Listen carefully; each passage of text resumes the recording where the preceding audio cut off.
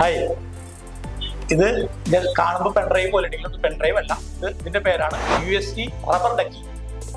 ഇത് നമ്മുടെ ലാപ്ടോപ്പിൽ കണക്ട് ചെയ്യണമെങ്കിൽ ലാപ്ടോപ്പിലെ വൈഫൈ പാസ്വേഡ്, ലാപ്ടോപ്പിന്റെ പാസ്വേഡ്, എല്ലാ കംപ്ലീറ്റ് ഡീറ്റെയിൽസ് നമ്മുടെ പെർമിഷൻ ഇല്ലാതെ തന്നെ വേറെ ആൾക്ക് ആക്സസ് ചെയ്യാൻ പറ്റും.